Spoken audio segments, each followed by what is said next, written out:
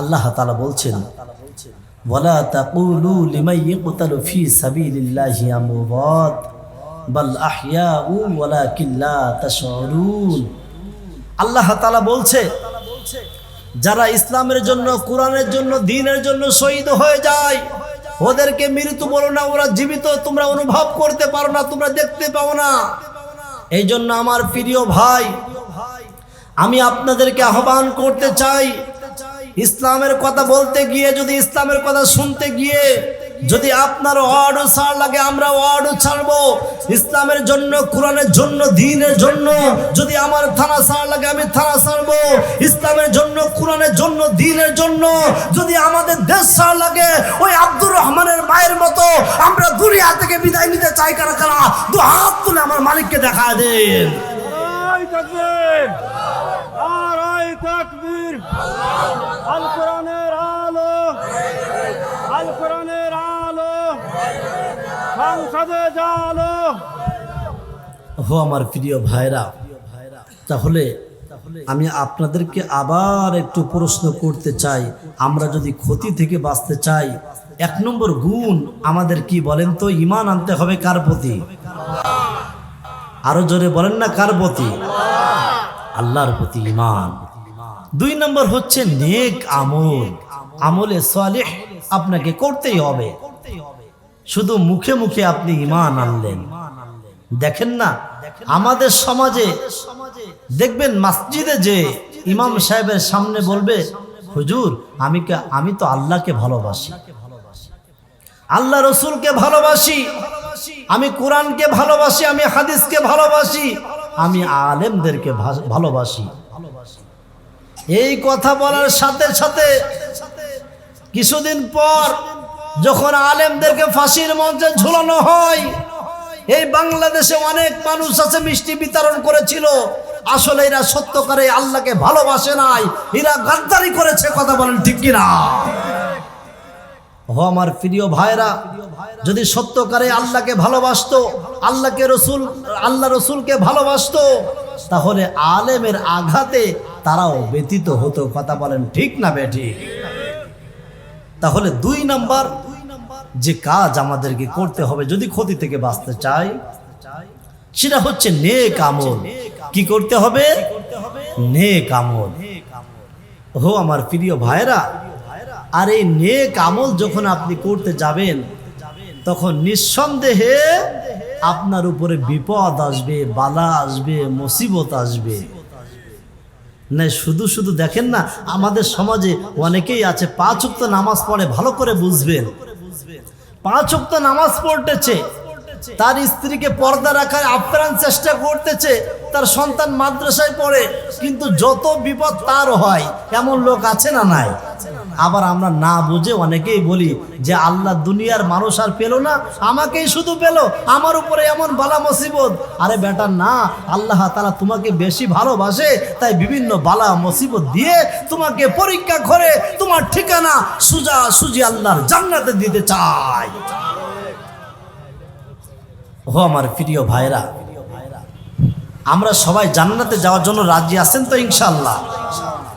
এবার দেখেন, যখন নেক আমল করবেন, আল্লাহ তাআলা আপনাকে 5টা বিষয় পরীক্ষা করবেন। কয়টা বিষয়? সবাই বলেন কয়টা বিষয়? আল্লাহ তাআলা বলছেন, ওয়ালানাবলুওয়ান্নাকুম বিশাইইম মিনাল খাউফি ওয়াল জু'i ওয়া নাকসিম মিনাল আমওয়াল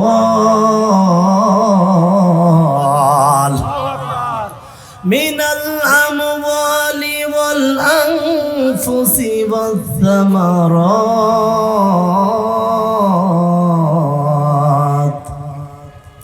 ওয়া বাশশিরিস সাবিরিন।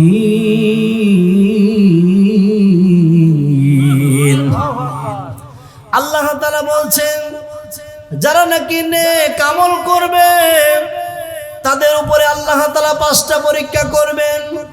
1 নম্বর হলো ভয় দিয়ে, 2 নম্বর হলো ক্ষুধা দিয়ে, 3 নম্বর হলো জান দিয়ে, আবার অনেক সময় শহীদ করে, আবার অনেক সময় ফল ফলাদি দিয়ে পরীক্ষা করবে, আবার না দিয়ে পরীক্ষা করবে। এই দুনিয়ার উপরে কাউকে 10 তলার মালিক বানাবে, আবার কে ব্যক্তি থাকবে, কোনো জায়গার কোনো ব্যবস্থা নাই, কোনো বাড়ি নাই, কোনো কিছুর ব্যবস্থা নাই। আল্লাহ তাআলা বলছে, বান্দা আমি তোমাদেরকে পরীক্ষা করতে চাই। অনেকের আছে 5 তলা বাড়ি দিব, আবার অনেকের আছে আমি ফকির বানাবো, ফকির বানাই আমি পরীক্ষা করতে চাই। বান্দারে, কে তোমরা ধৈর্য ধারণ করতে পারো? কারণ দুনিয়ার উপরে বেশি দিন থাকার জায়গা নাই। আল্লাহ তাআলা বলছে, বান্দা আমি তোমাদেরকে পরীক্ষা করে যখন পাশ করবে, দুনিয়া থেকে যখন বিদায় নিয়ে চলে যাবে, তোমাদের ঠিকানা সোজাসুজি আল্লাহর জান্নাত। আমার ভাইজান, আমার বন্ধুগণ, যদি ছোট্ট একটা হাদিস আমি আপনাদেরকে শোনাই তাহলে আপনারা বুঝতে পারবেন। দেখেন, ঈমান আনার পর কেমন ভাবে পরীক্ষা করা হয়। আল্লাহ রাসূল সাল্লাল্লাহু আলাইহি ওয়াসাল্লাম দ্বীনের দাওয়াত দেওয়া শুরু করলেন। আমি তো দেখতেছি অধিকাংশ যুবক, এই যুবক ভাইরা মাহফিলের ব্যবস্থা করেছেন। অনেকেই আমার সাথে কথা বলে, দেখি তো তারা যুবক।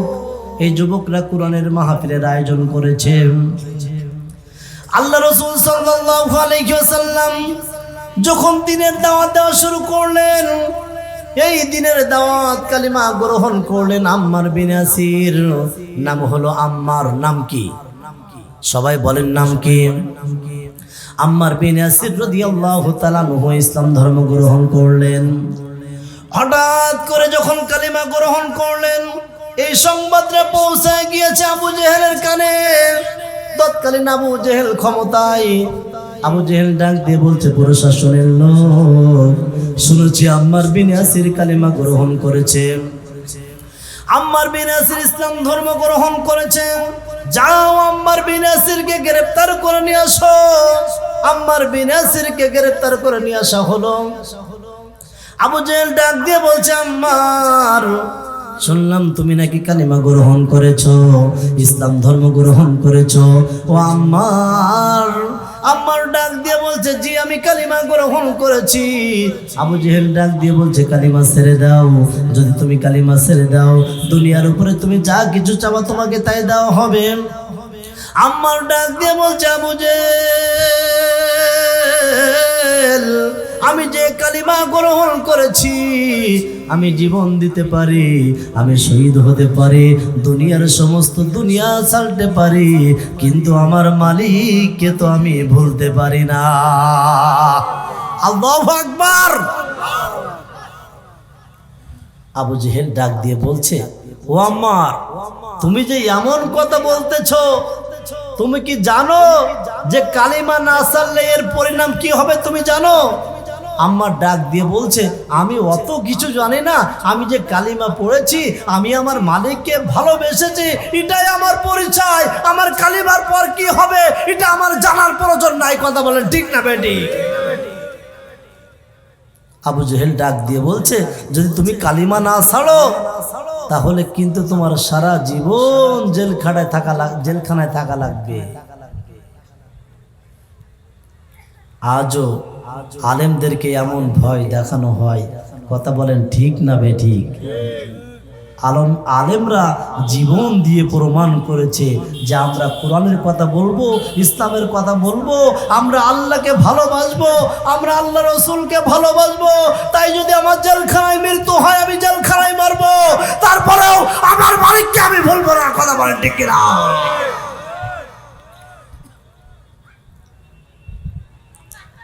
আবু জেহেল চিন্তা করল, জেলখানার ভয় দেখায়া, হামলা মামলার ভয় দেখায়া এই আম্মার বিন ইয়াসিরকে কালিমা থেকে দূরে সরানো যাবে না। তাহলে কি করা যায়? একটা ডেট নির্দিষ্ট করা হলো এবং ভয় দেখানো হলো যে আম্মার, যদি তুমি কালিমা না ছাড়ো, যদি ইসলাম ধর্ম গ্রহণ করেছো, তুমি যদি না ছেড়ে দাও, তাহলে তোমার অমুক একটা ডেট নির্দিষ্ট করা হলো, ওই ডেটে কিন্তু তোমাকে দুনিয়া থেকে বিদায় করে দেওয়া হবে। আম্মার ডাক দিয়ে বলছে, যদি আমাকে দুনিয়া থেকে বিদায় করে দেওয়া হয়, আমি দুনিয়া থেকে বিদায় নিয়ে চলে যাব, আমার কোনো চিন্তা নাই, কোনো পেরেশান নাই। এই বলে সবাই চলে গেল। আবু জেহেল চিন্তা করলো, দুনিয়ার মানুষের ভিতরে যত মানুষ আমরা বসবাস করতেছি, সবচেয়ে নিঃস্বার্থে মানুষ মানুষকে ভালোবাসে একজন, তার নাম হলো মা। নাম কি? এই কথা বলেন, এই দুনিয়ার মানুষের মধ্যে সবচেয়ে একজন ভালোবাসে নিঃস্বার্থে, তার নাম কি? মা।